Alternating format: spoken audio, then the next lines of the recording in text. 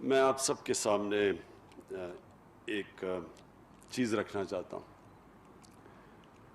جو چیز ایک قوم کو اوپر لے کے جاتی ہے وہ اس کے وسائل نہیں، یعنی تیل کے ذخیرے بیٹھے ہوں تو قوم پروگریس نہیں کرتی، ہیرے ہوں، سونا آپ کی زمین سے نکلے پھر بھی قومیں نہیں آگے بڑھتی، کیونکہ اگر بڑھتی ہوتی تو آج کانگو ایک بڑی امیر قوم بنی ہوتی، نائجیریا ایک بڑا ایک دنیا کی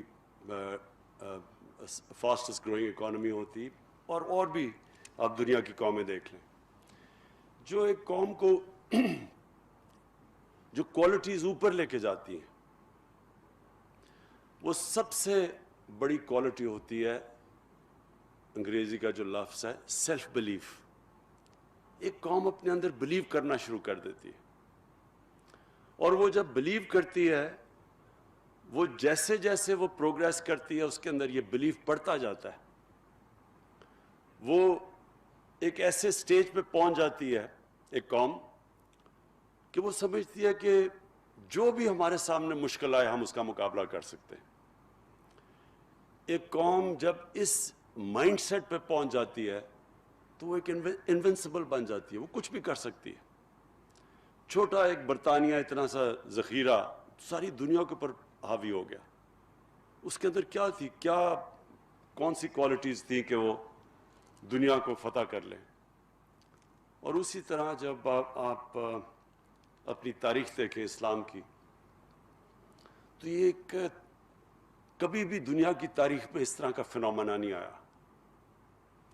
ایک تاریخ کا حصہ ہے کہ کیسے وہ لوگ جو کہ ہجرت کر کے آئے مدینہ میں 622 میں 622 اے ڈی میں، اور مشکل سے انہوں نے سروائیو کیا پہلے 5 سال. خطرہ تھا کہ وہ کمیونٹی ختم ہی ہو جاتی. ایک جنگ جیتے بدر کی 313 لوگ تھے 624 میں 624. اس کے بعد مشکل سے بچے اگلی 2 جنگوں میں، اور پھر 636 میں مدینہ کے پہنچنے کے 14 سال بعد وہ جو ایک سپر پاور ہے رومن ایمپائر، بیزنٹائن ایمپائر، وہ ان سے ہارتی ہے یرمک میں، اور اگلے سال ان سے ہارتی ہے جو دوسرا ایمپائر ہوتا ہے پرشین ایمپائر، وہ ہارتا ہے کٹسیا میں. اور ہمارے نبی صلی اللہ علیہ وسلم کے دنیا کے جانے کے بعد، اس دنیا سے پردہ کرنے کے بعد 30 سال کے بعد وہ دنیا اسپین سے لے کے 50 سال کے بعد اسپین سے لے کے تقریباً ہندوستان پہنچ چکے تھے. تو وہ کیا چیز تھی؟ یہ میں اس لیے اپنی قوم کو کہتا ہوں بار بار اس فنومینا کو اسٹڈی کریں، کیونکہ اللہ ہمیں کہتا ہے کہ نبی صلی اللہ علیہ وسلم کی سنت پہ چلو. وہ کیوں کہتا ہے اللہ؟ کیونکہ ان سے کامیاب آدمی دنیا کی تاریخ میں نہیں آیا، اور وہ جو ماڈل تھا مدینہ کا، اس کے اوپر ایک دنیا کی ایک ایسا سویلائزیشن قائم ہوا اگلے 600 سال تک جو ہر چیز میں لیڈ کرتا تھا. لیڈنگ سویلائزیشن تھا سائنسز میں، سارے ٹاپ سائنٹسٹ مسلمان تھے. تو وہ جو ماڈل بیس کیا تھا وہ مدینہ کا تھا. اور اس لیے یہ ہمیں تو شروع میں سمجھ بھی نہیں آتی تھی کہ جی نبی صلی اللہ علیہ وسلم کی سنت پہ چلو، لیکن سنت پہ اس لیے چلو کہ وہ اگر انسان اس پہ چلتا ہے تو وہ دنیا کا سب سے کامیاب انسان بن جاتا ہے. اور وہ جو سٹیٹ تھی مدینہ کی، جو پرنسپلز انہوں نے بنائے تھے اس سٹیٹ کے، اگر آپ ان پہ چلو تو آپ کی قوم اوپر آ جاتی ہے. جب بھی مسلمانوں کی اگر آپ تاریخ پڑھیں تو ریوائول آئی ہے تو ہمیشہ کوشش کی گئی ہے ان اصولوں کو اڈاپٹ کرو جو اصول تھے مدینہ کی ریاست میں. تو جو سب سے بڑا اصول تھا وہاں ایک سیلف بلیف آ گیا تھا.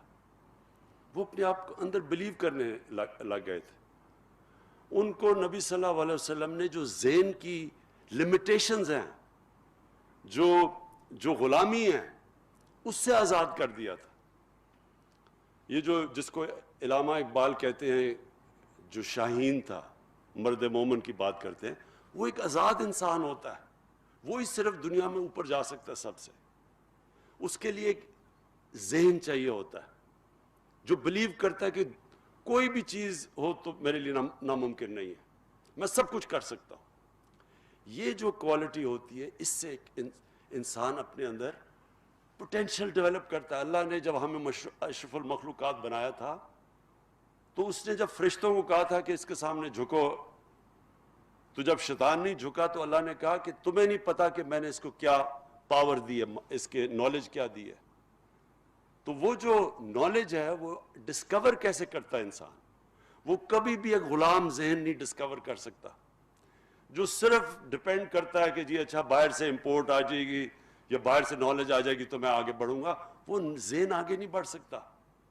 ذہن آگے وہ بڑھتا ہے جو سمجھتا ہے کہ میں کچھ بھی کر سکتا ہوں. اور ہماری جو ملک کی جو اگر میں یہ سمجھوں کہ اس ملک کے اندر جس طرح یہ بڑھ رہا تھا ایک وقت پہ 60s میں, پاکستانی جو دنیا میں ویو کیے جاتے تھے, جو پاکستانی کے اندر بھی سیلف بلیف آتا جا رہا تھا, وہ ہماری بڑی بدقسمتی ہے کہ ہم اپنا راستہ کھو بیٹھے. وہ جو سیلف بلیف تھا وہ پروپیل کر رہا تھا اس ملک کو, جس کے اوپر پریڈکشنز کرتے تھے کہ پاکستان کیلیفورنیا بنے گا ایشیا کا, سب سے تیزی سے ترقی کر رہا تھا. انفارچونیٹلی ہماری بدقسمتی کہ ہمارے اندر یہ جو سیلف بلیف آنا تھا وہ نہیں آیا. جو سب سے ایک چیز پلیز یاد رکھنا کہ جو ہم آرگیومنٹ سنتے ہیں جی کلونیلزم آئی اور انہوں نے لوگوں کو ایجوکیٹ کر دیا, ہندوستان میں اگر نہ آتی تو ہم پتہ نہیں پیچھے چلے جاتے یا انگریز کی غلامی نہ ہوتی.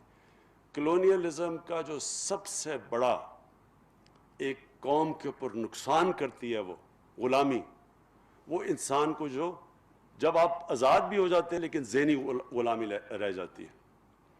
میں جب پہلی دفعہ پاکستان ٹیم کے ساتھ انگلینڈ میں ٹیسٹ کھیلنے گیا, میں 18 سال کا تھا, تو مجھے یاد ہے ہمارے سینئر پلیئر ہمیں کہتے کہ دیکھیں انگریز سے جیتنا تو سوال ہی نہیں پیدا ہوتا, اگر ہم عزت سے ہار گئے تو ہماری یہی جیت ہوگی. ہمارے اپنے سینئر پلیئر ہی کہہ رہے تھے. اس کا نتیجہ کیا ہوا, ہم جو میچ جیتنے لگتے تھے ہم وہ کہتے تھے, وہ ایکسپریشن آتا تھا کہ وی snatched defeat from the jaws of victory, کیونکہ ہم اپنے اندر ہی نہیں مانتے تھے کہ ہم جیت سکتے ہیں. جب آپ شروع میں کہیں کہ جی ان سے آپ جیت ہی نہیں سکتے تو آپ جیتیں گے کیسے. سو وہ جو یہ جو ابھی بھی کمپلیکس ہمیں پڑا ہوا تھا کہ وہ ہمارے سے وہ بڑے سپیریئر ہیں اور ان کی ٹیکنیک ایسی ہے, اور وہ جب تک وہ کمپلیکس رہا ہم نہیں جیت سکے تھے. جب ایونچولی جیتنا شروع کیا تو اس اپنے اس ذہن کو آزاد کیا. تو یہی جب میں نے شوکت خانم کا فیصلہ کیا بنانے کے لیے, تو میں جس سے کہوں کہ جی پاکستان میں شوکت خانم کینسر ہاسپٹل بن ہی نہیں سکتا. کیوں نہیں بن سکتا, کیونکہ اس کے لیے ذرا مختلف چیزیں تھیں, ڈاکٹرز چاہیے, اس کی اکوپمنٹ ہے بڑی کیپٹل انٹینسو ہے, اس کے لیے انجینئر ڈپارٹمنٹ چاہیے ہوگی کیونکہ ڈائگنوسٹک اور پھر جو ٹریٹمنٹ کی اکوپمنٹ ہے وہ بڑی مہنگی ہے, ان کی مشینیں بڑی سینسٹیو ہیں, اور پھر ہمارے پاس آنکولوجسٹ نہیں ہیں, اور ساری چیزیں میں سنتا تھا کیونکہ جی پنجاب گورنمنٹ نے پوری کوشش کی, وہ نہیں بنا سکی تو آپ کیسے بنائیں گے. اور جب یہ شوکت خانم کینسر ہاسپٹل بن گیا پھر ہم نے فیصلہ کیا ہم ریسرچ کریں گے. کینسر سمپوزیم کیا ہم نے, انٹرنیشنل کینسر سمپوزیم.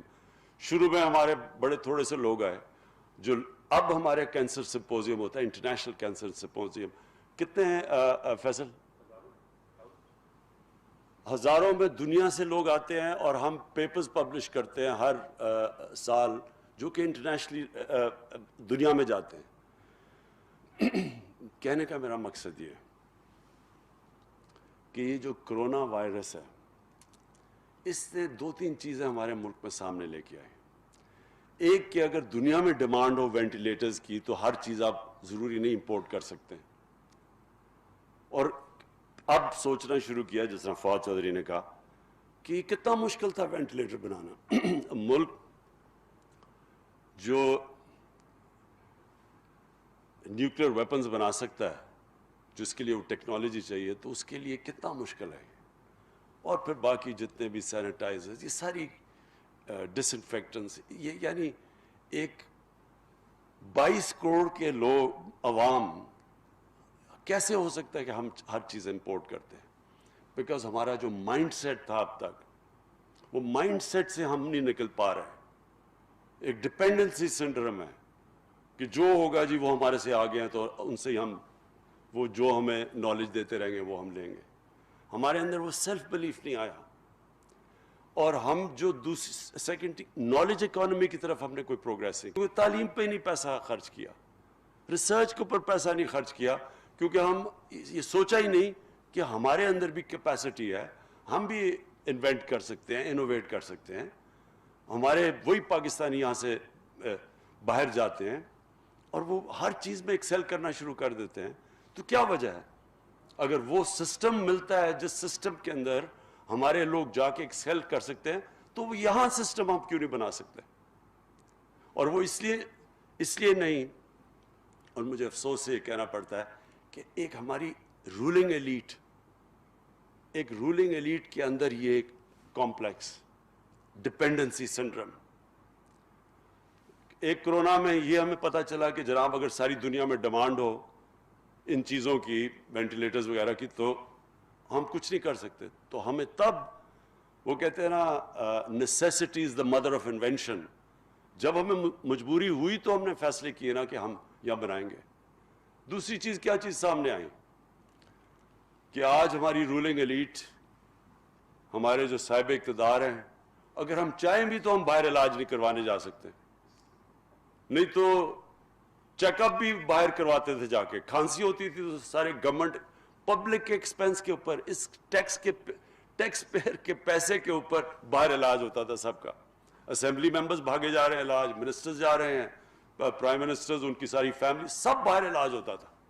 آج وہ جا نہیں سکتے، وہاں زیادہ خطرہ ہے. تو اس سے دوسری چیز ہوئی کہ ہمیں اپنے ہسپتال ٹھیک کرنے ہیں، ہم نے اپنے ہسپتالوں کے اوپر انویسٹ کرنا ہے.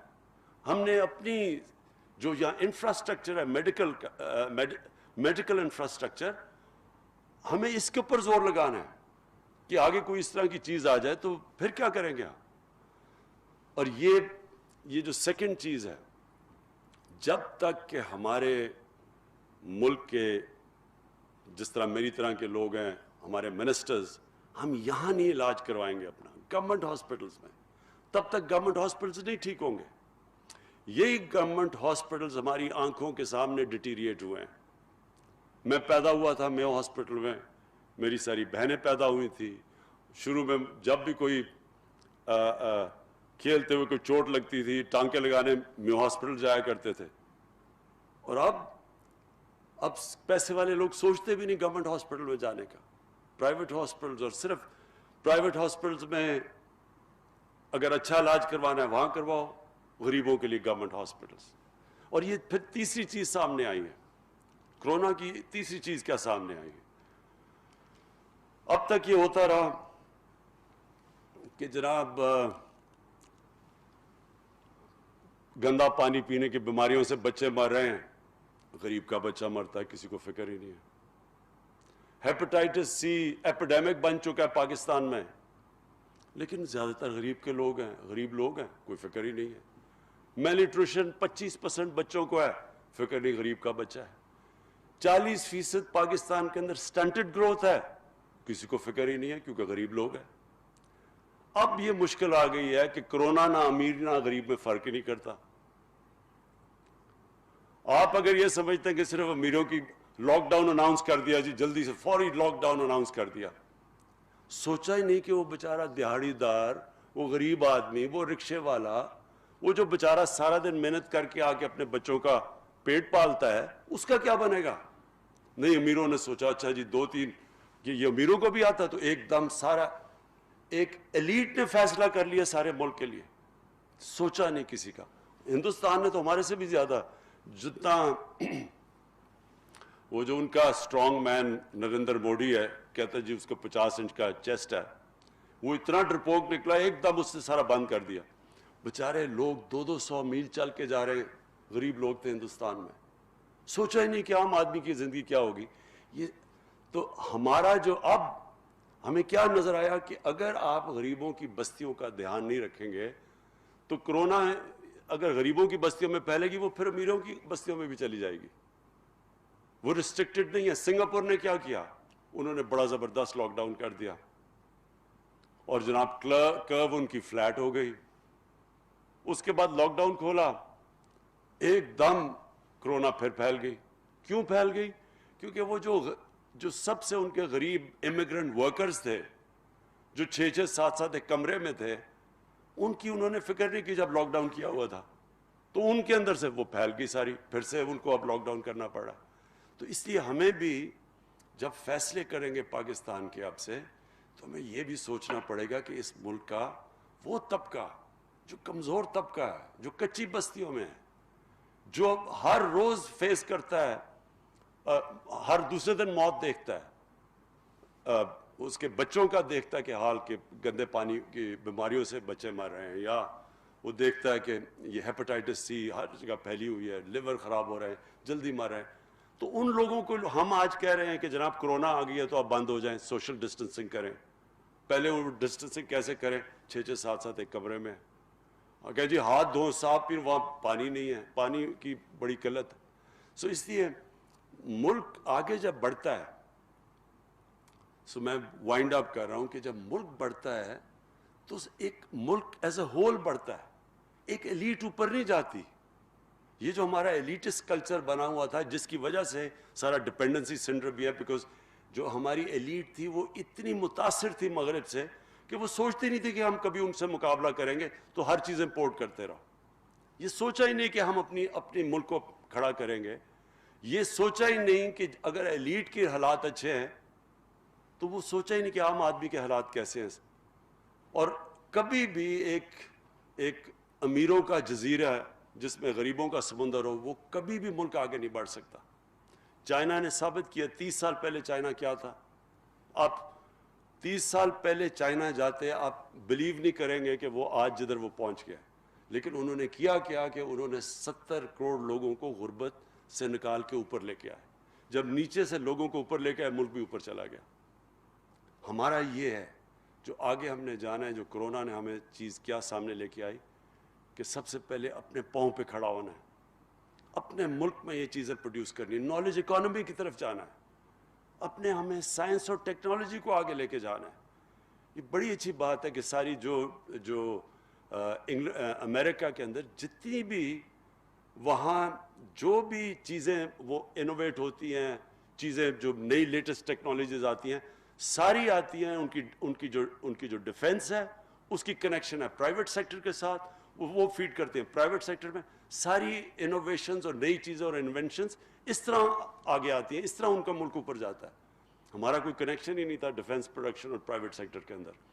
तो इंशाअल्लाह ये जो आगे का कोर्स हम जिस तरफ जा रहे हैं वो इंशाअल्लाह हम अब इंश्योर करेंगे जितनी भी हमारी रिसोर्सेज है। पहले तो 1-1.5 साल तो सर्वाइवल में ही गुजर गया, अपनी इकॉनमी स्टेबलाइज करने में लग गया, डिफ़ॉल्ट से बचाने में लग गया।